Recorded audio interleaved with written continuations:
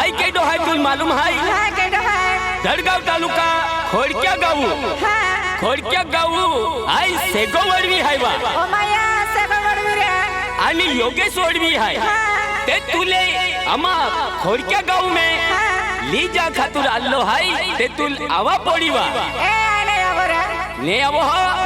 ते भी तुले गाडली बोहावीन ली जा है वा मा खोडक्या गाव में ओया गाडली बोहावीन मन माली जारा माहे ते कोने तुल हाय ने खोडक्या गाव आवा पडीवा ए की का हो माया या ली जा रे खेरो दे खोडक्या गाव में खेरो जुआ ली जा है तुले खोडक्या गाव में ए की का ए दौड़ी चली आवला रिलकाई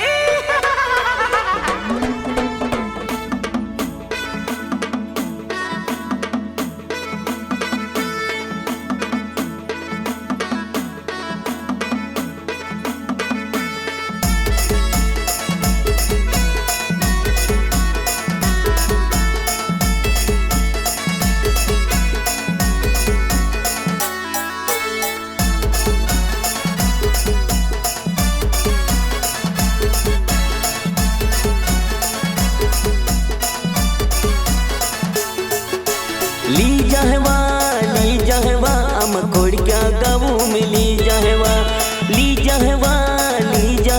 हम खोडक्या गाव में ली जाहवा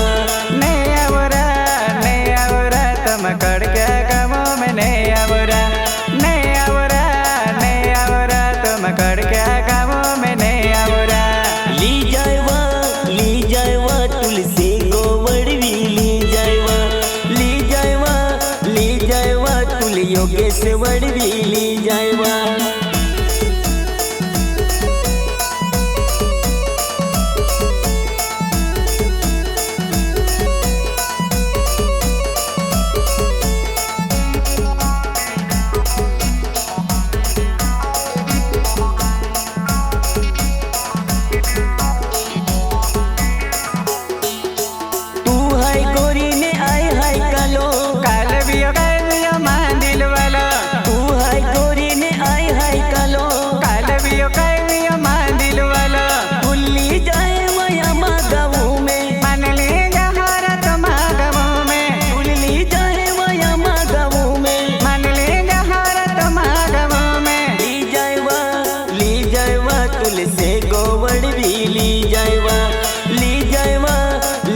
योगेश वड़वी ली जायवा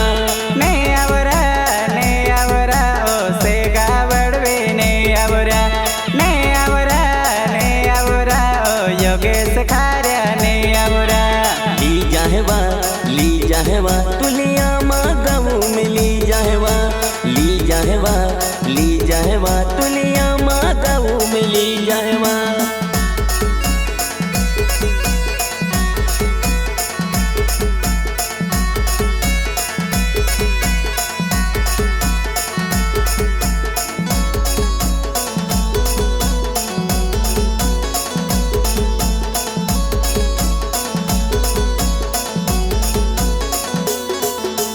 काला पोड़े दा गडली बिहाय हेलारी जोड़ी बोले बिहाय काला पोड़े दा गडली बिहाय हेलारी जोड़ी बोले बिहाय गडली में बहावी तुल ली जाहवा गडली में बहाविन मन ले जहरा गडली में बहावी तुल ली जाहवा गडली में बहाविन मन ले जहरा ली जाहवा हम खोडक्या गाँव में ली जाहवा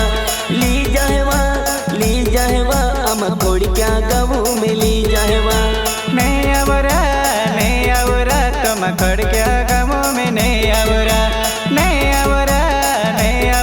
तुम खोडक्या गाँव में ने आवरा ली जायवा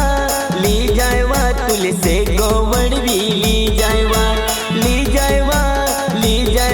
तुल योगेश वड़वी ली जायवा